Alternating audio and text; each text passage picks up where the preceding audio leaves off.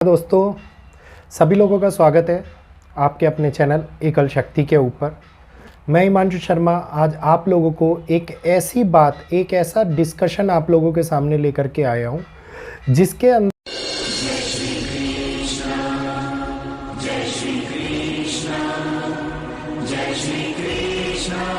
आगे होने वाले विध्वंसक हालातों के साथ साथ किस प्रकार से ग्रहिक स्थिति में परिवर्तन हम लोगों को देखने को मिल रहा है और वो परिवर्तन वो जन्म दे रहा है उन जगहों को, उन पहलुओं को जिसके कारण दुनिया के अंदर भयंकर समय एक ऐसी समस्या का मेला सा लगता हुआ नजर आएगा जो कई प्रकार के ऐसे हालातों को जन्म देगा जिसके अंदर हम लोगों को नेगेटिव प्रभाव, हम लोगों को दिखाई देने वाली नेगेटिव घटनाएं और कई प्रकार के विध्वंसक स्थितियों का सामना करना पड़ेगा। तो आज सारी की सारी चर्चा इस वीडियो के अंदर करेंगे।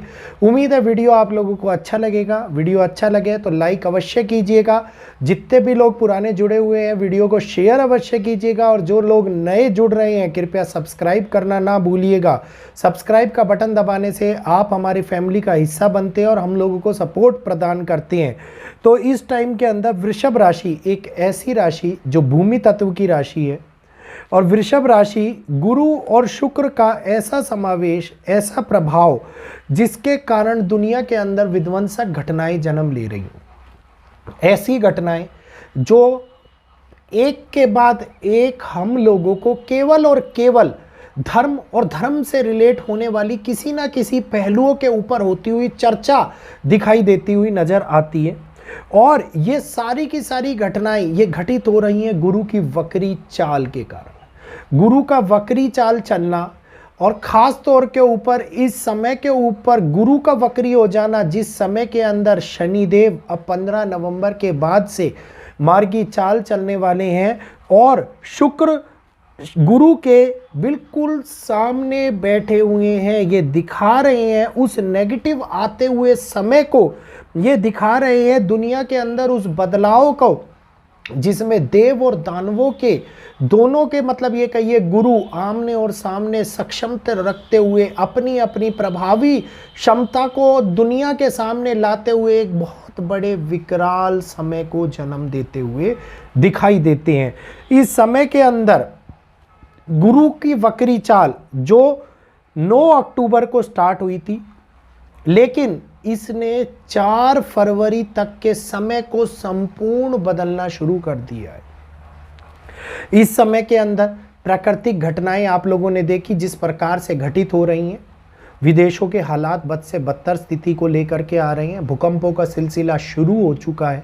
उसी प्रकार से धार्मिक मुद्दों के बनते हुए कारक गुरु प्रकृति और धर्म दोनों को रिलेट करते हैं, क्योंकि मैंने क्या कहा वृषभ राशि अर्थ एलिमेंट। तो इस टाइम के ऊपर जो नेचर में भूकंपों का आना, समुद्र के अंदर बड़ी हलचलों का दिखाई देना, जलीय तत्व का किसी ना किसी प्रकार से बहुत ज़्यादा हानि पहुंचाना हम लोगों को इस समय दुनिया के अंदर बदलाव के कारक को बनाता हुआ नज़र आता है। और यहीं पर इस समय में परिस्थितियां खराब करने वाला ये समय जो मानसिक अशांति को विवादित परिस्थितियों में ढालता हुआ नज़र आता है, जिसके कारण एक ऐसा खराब समय योगदान दे रहा है जिसके अंदर प्रकृति भी अपनी चरम में नेगेटिविटी को ला रही है और मनुष्य के मन के अंदर फैलने वाली नेगेटिविटी भी हम लोगों को दिखाई दे रही है। और इस समय के अंदर कई ऐसी समस्याएं जो गुरु के रेट्रोगेट होने के कारण बढ़ती हुई नजर आती है। कई ऐसी समस्याएं जो दुनिया को एक उन जगहों पर खड़ा कर देने का प्रयास करती है जिसमें हम लोगों को ऐसा लगे कि हो सकता है दुनिया कल की ख़त्म होती हुई आज ख़त्म हो जाए। हम लोगों को ऐसा लगे कि किसी ना किसी प्रकार की समस्या के कारण, माया के कारण दुनिया के अंदर किसी बड़े बम का प्रभाव हो, किसी माया का प्रभाव हो, किसी परमाणु हमला हो, कोई बड़ा युद्ध हो जाए या वर्ल्ड वॉर 3 के हालात उत्पन्न हो जाए। तो एक ऐसा नेगेटिव फेज जो मन के अंदर केवल और केवल डर को उत्पन्न करता हुआ नज़र आता है। ये डर जो आगे हम लोगों को इन घटनाओं के अंदर फंसाता हुआ नज़र आता है। एक्सीडेंट का योग, प्रबल रूप से मंगल का कारक, रक्तपात का कारक, हिंसा का कारक, आंदोलन का कारक, उसके अंदर गुरु की वक्री चाल जो विध्वंसक हालातों को, कई प्रकार की मानसिक अशांति को, प्रबल रूप से चिंगारी को हवा देने का काम कर रही है। तो जब स्थिति धर्म को लेकर के हानि पहुंचाए, जब स्थिति हम लोगों के लिए किसी पूजा पाठ को लेकर के हानि पहुंचाई जाए, तो आप समझ लीजिएगा कि दुनिया हमारे सामने अब एक नए परिवर्तन को लेकर के आ रही है। और ये परिवर्तन वो परिवर्तन होगा जिसके अंदर राक्षस पद्धति के लोग, राक्षस दुराचारी प्रकार के लोग, हम लोग जैसे देवताओं, सज्जन, सद्गुरु लोगों के ऊपर प्रहार करते हुए नजर आएंगे। और ये वही समय होगा जिसमें देव दानवों का संग्राम हम लोगों को इस नेगेटिव फेस के अंदर बहुत बड़ी परिस्थितिक कठिनाइयों में फंसाता हुआ नजर आएगा। वेस्ट बंगाल के हालात आप लोगों के सामने हैं, किस प्रकार से अभी माँ दुर्गा के, माँ काली के ऊपर आप देखिए किस प्रकार से उस समय को मैं याद भी नहीं करना चाहता जिसने दो पक्षों के मध्य में होने वाला विवाद उत्पन्न कर दिया, जिसने लड़ाई झगड़े दंगे जैसे हालातों को उत्पन्न कर दिया। और ये धर्म युद्ध जो कारक बन रहा है अब विध्वंसक घटनाओं का, जगह जगह के ऊपर पत्थरबाजी देखने को मिल रही है, जगह जगह के ऊपर आप लोगों को किसी ना किसी बात को लेकर के आपसी विवाद उठता हुआ नजर आ रहा है। किसी न किसी प्रकार की कठिनाइयां धर्म को लेकर के या धर्म को हानि पहुंचाने वाले कर्ताओं के द्वारा आप लोगों को देखने को मिल रही हैं। और ये कारक बन रही हैं अब उस बदलाव का, जिस बदलाव के अंदर देव और दानव आमने और सामने आते हुए, देव और दानव विपक्ष रूप से बहुत बड़ी परिस्थितियों को, कठिनाइयों में फंसाते हुए आप लोगों को देखने को मिलेंगे ही मिलेंगे।